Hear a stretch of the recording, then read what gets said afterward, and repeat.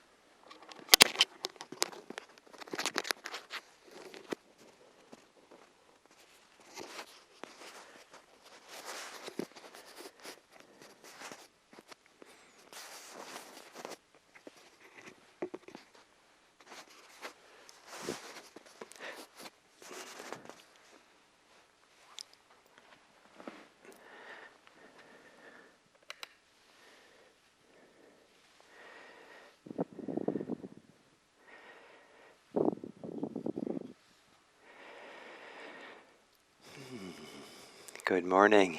And thank you for the opportunity to meditate together, for all of us to be together for this period of time. And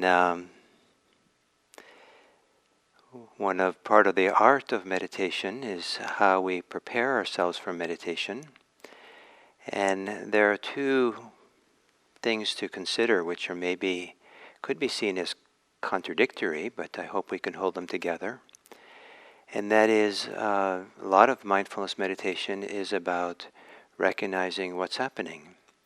And so to sit down, as we sit down, just before sitting down, first sitting down to recognize how we are, what's happening to us, and to be cognizant of how we are physically, mentally, emotionally, circumstantially, where we are, and to recognize that and to see it clearly.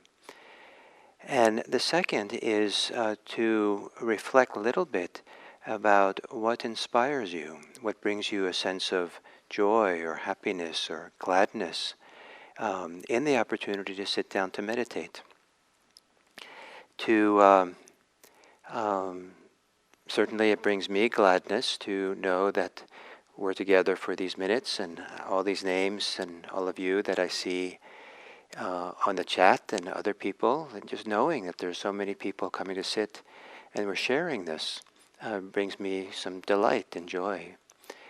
It brings me some joy to know that we're going to engage in a tradition that people have been doing, and a practice people have been doing for millennia, really, and have found deeply moving and important. And because people have meditated before us, we have the meditation, we have this practice to do.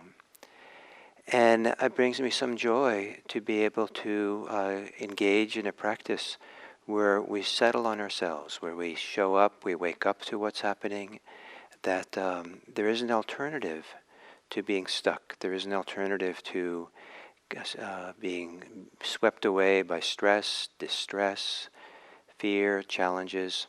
It is a place where you can come and sit down. So you might have your own ways of imagining or reflecting for both these things, just an honest recognition of how you are, and the goodness of sitting down here, or the faith, the inspiration you have that might not override how you are, but put it in a context so when you sit down it's a little bit easier to just sit and be here. So to take an upright or a appropriate posture for yourself, and maybe closing your eyes. And you might, with your eyes closed, imagine yourself actually sitting or laying or wherever you are right now. Imagine yourself meditating. Maybe in your mind's eye you have an image of yourself and the posture you're in. Maybe a little sense of how you're in a particular space and room. And here you are, and perhaps in sitting here quietly with an image of yourself sitting here, perhaps reflecting about the preciousness of this opportunity to meditate.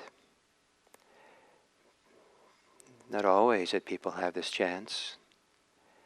And that for these few minutes, perhaps, maybe the goodness or the rightness of just feeling safe enough, comfortable enough, hopefully, to spend a few minutes with the breathing, with being present, and to feel the goodness of this, or the fortune of this, or let it be like a little foundation of gladness as we sit here. And then within this body of yours, and there's your breathing. And you might even, if you have an ability to visualize or to think a little bit, kind of just a little bit for a moment, imagine yourself actually doing what you're doing. Imagine yourself sitting here being a breathing person. Maybe your mind's eye an image, maybe from outside, of looking at yourself, standing nearby, and just noticing the movements of the chest, the belly, noticing here's a breathing person. And that here, this is where the attention will be centered. And then perhaps letting go of this imagery and just kind of settle into doing what you imagined. Settling into feeling, sensing the body breathing. And these movements of the body breathing, the alternation of in and out of the breath, in the context of everything, an honest assessment of how you are and the challenges you might have, and the opportunity to a little bit put aside the ideas, past and future, the context of what's happening to you outside of the meditation, and the opportunity to sit in the middle of it all and focus on your breathing. You might take a few long, gentle breaths, relaxing as you exhale.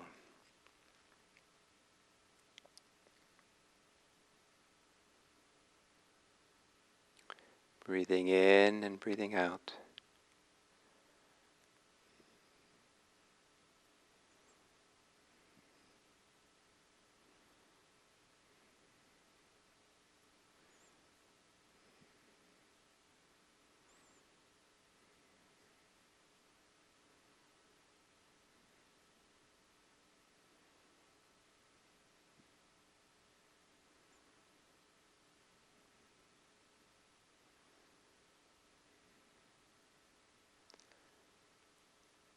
And letting your breathing return to normal.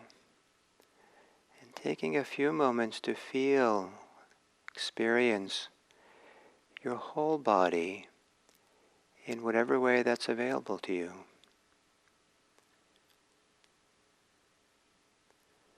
Perhaps if the body's a little bit difficult to connect to, perhaps feeling the contact of your clothes against your body.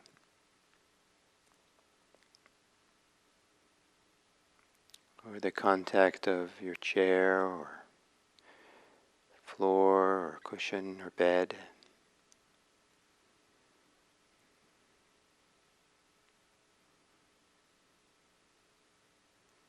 The contact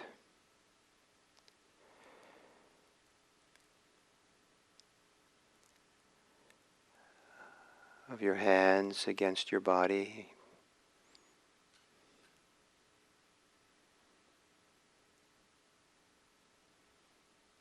And maybe feeling the three-dimensionality, the substantiality of your physical body. Perhaps the weight of your body. Relaxing into that weight, sense of weight, to be a little bit more grounded or centered, rooted here.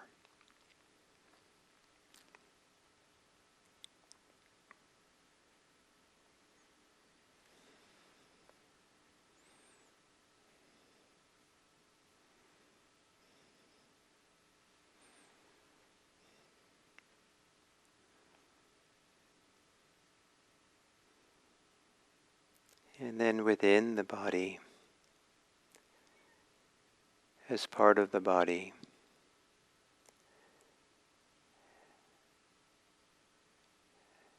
being aware of the body breathing, as if it's the most valuable thing you could do now, as if it's the home or the place of well-being, of goodness, where the simplicity of just breathing is all you need to do.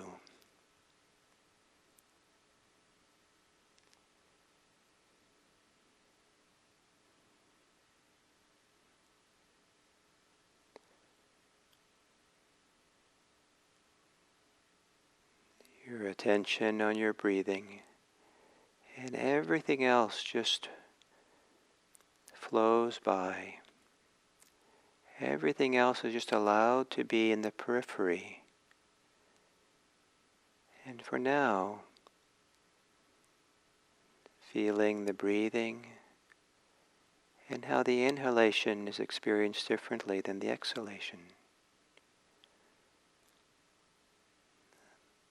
How the beginning of the exhalation is different than the end. Gently, softly, receptively with your breathing.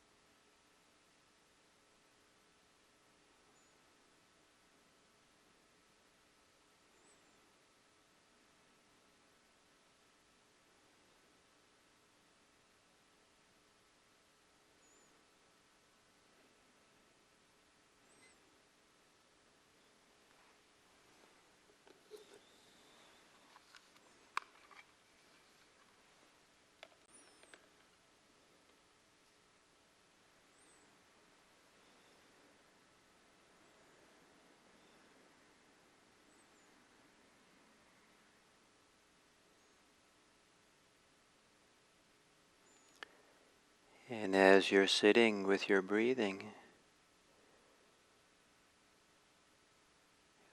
if you can make a subtle adjustment to your breathing so that it's a little bit more pleasant. Maybe it's allowing yourself to breathe a little slower or deeper, or shifting by relaxing, having your breathing in one part of the chest to another, or into the belly where you feel the movement. Or you simply notice the pleasant part of breathing. Maybe some part of the physical sensations of breathing have some degree of pleasantness as part of it.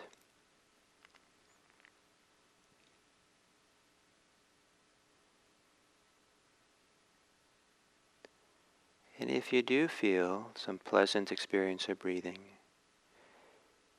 enjoy it.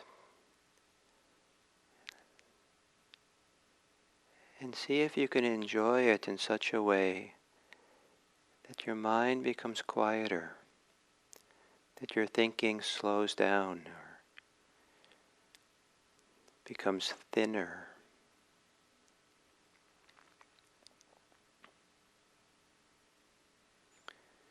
And if you don't find the breathing particularly pleasant, perhaps as you exhale, the end of the exhale can be a time to gently let the thinking mind become quieter, softer. And in that quiet, you're ready to experience the inhale.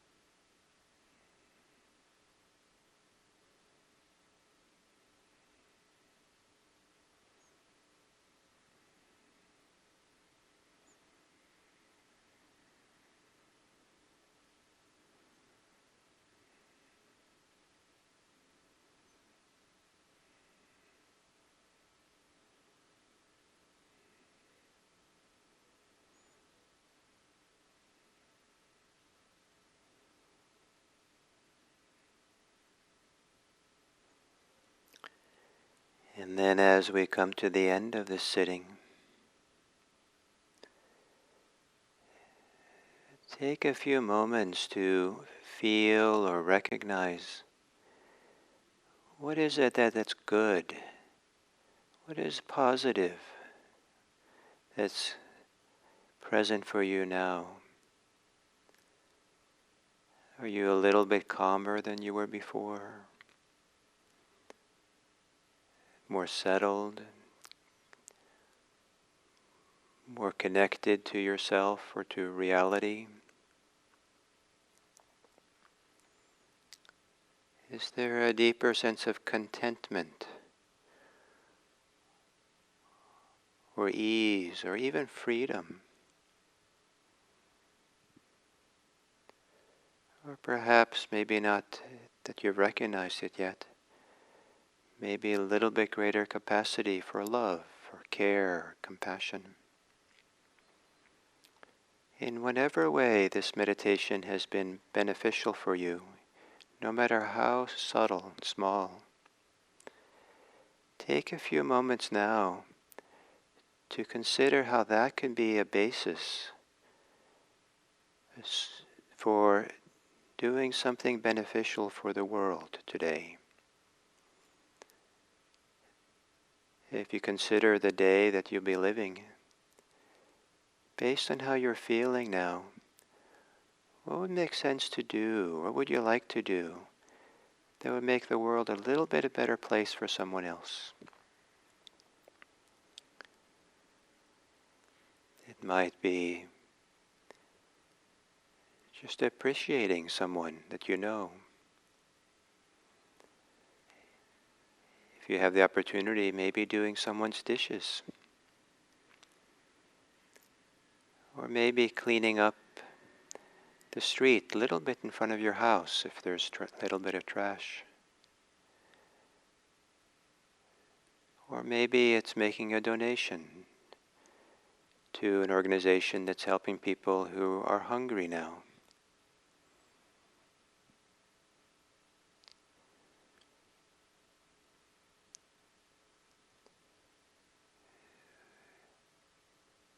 What is the goodness that you can bring into the world that might flow from your meditation today?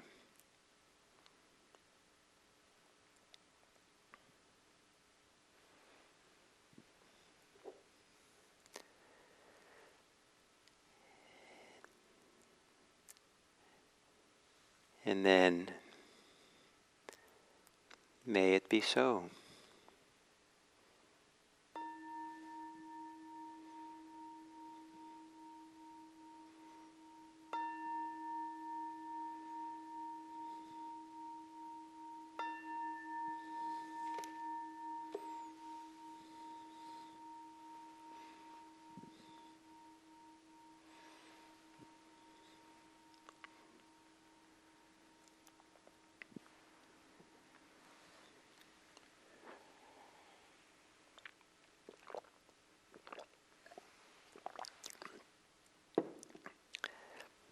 So that the way of ending the meditation with reflection about what you can bring to benefit the world is a variation of an ancient Buddhist tradition of dedicating the merit of whatever practice, activity we've done, whatever good things we've done in the world.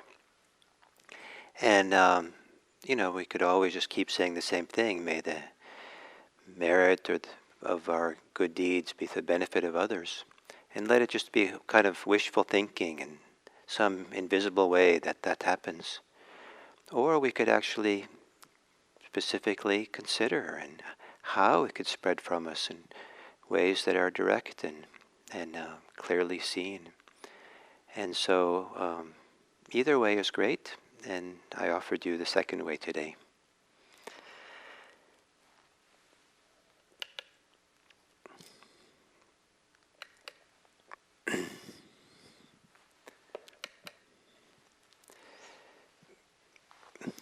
So this is the fourth talk in the series on the faculty of concentration, of Samadhi. And as I said at the first day, Samadhi has two very general meanings. As a faculty, which is what the immediate topic of consideration, it's a particular functionality of the mind. It's probably maybe a particular place in the brain that is able to be settled, focused, gather together. At least that's what the ancient Buddhists thought. Or maybe it's not a particular place. Maybe it's just a combined functioning of different mental faculties that work in harmony to get us settled into the second meaning of samadhi, which is a state, a generalized state of being. Sometimes people call it a state of mind. And samadhi is a state in which we're fully present, fully engaged in what's happening. There's a long tradition of calling that being absorbed. It involves an absorption.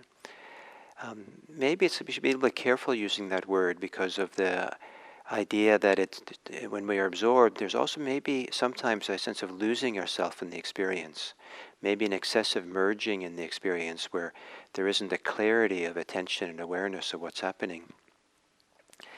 And I think that as concentration deepens in meditation, the way that I understand it for myself and from the ancient teachings of the Buddha, there's a greater and greater clarity of attention.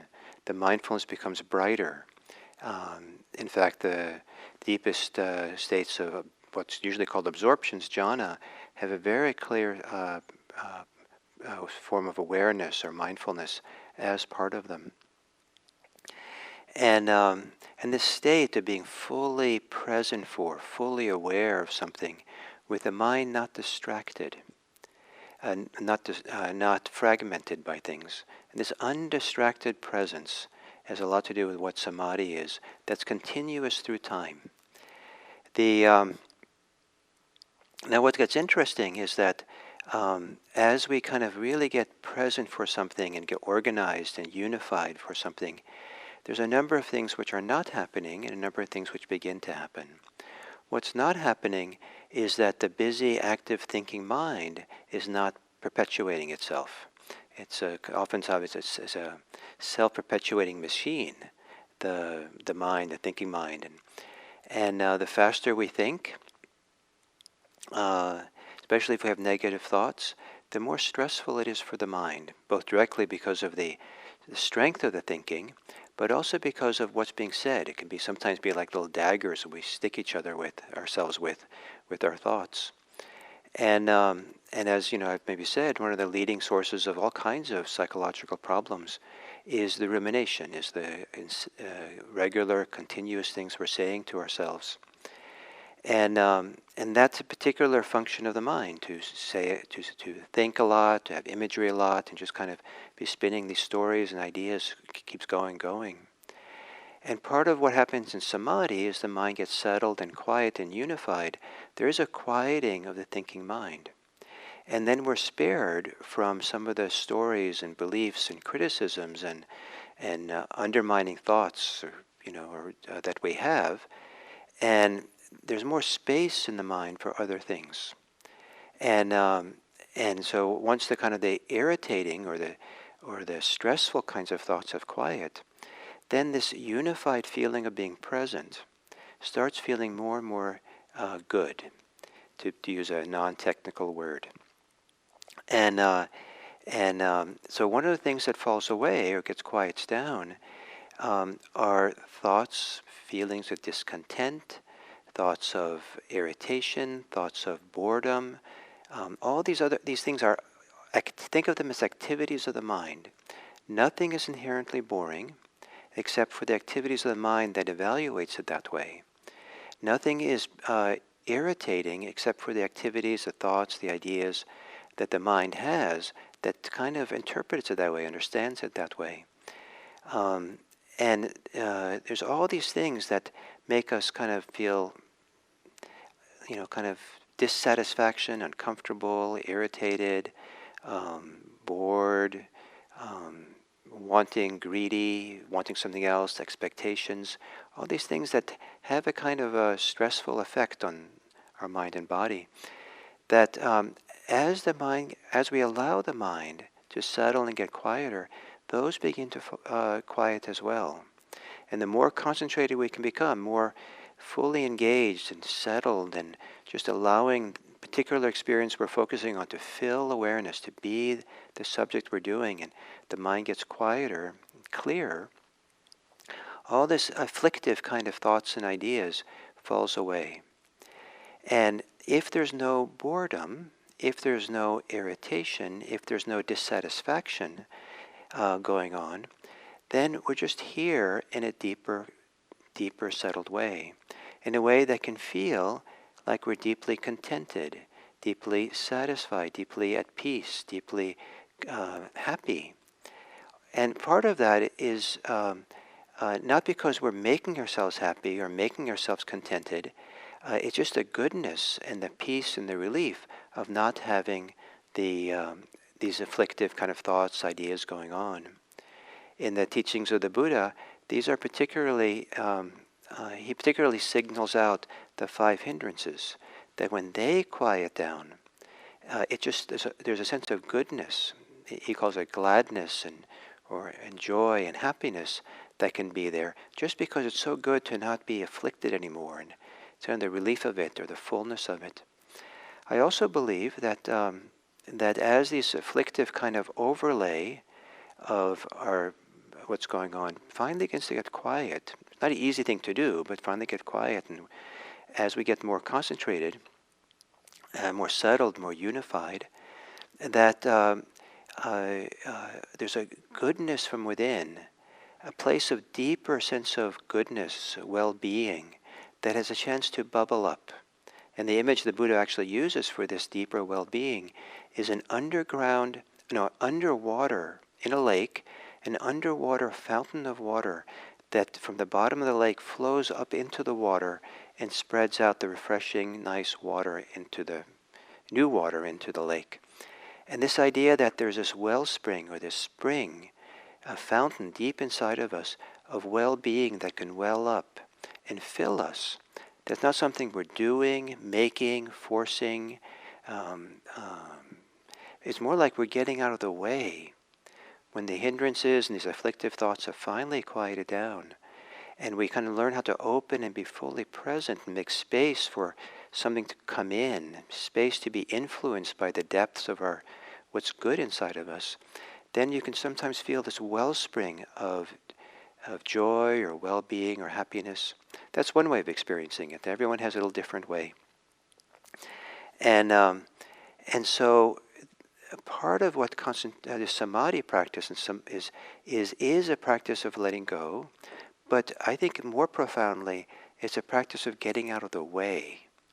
Really kind of allowing ourselves to trust something really deep inside and get quiet enough that we begin allowing this to flow.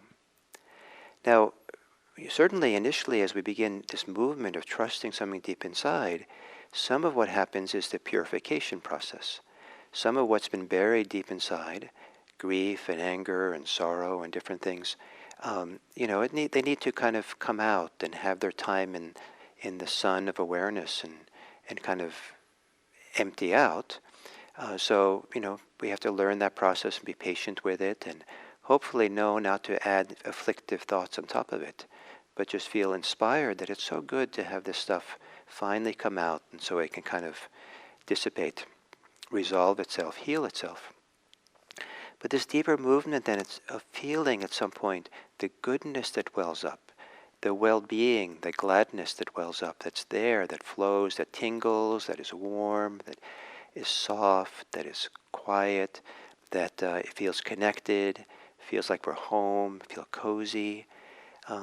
The image that I kind of love for getting really settled and feeling this part of the joy that can happen in meditation. I spend a lot of time focusing on the breath. So the breath is kind of like this rhythm. And sometimes I feel like it's like petting the cat. And so, I don't just kind of tap the cat. I don't just take a fist and kind of press down hard at the cat. I gently kind of stroke the cat, and if the cat starts purring. If I stop stroking the cat stops purring. I have to start stroking it again. The cat purrs. And so the same way we stay with the breath, and the breathing is like the stroking the cat, or the awareness is like the stroking of the cat. We're staying with the breathing, and at some point it's not automatic and it's not something you can force.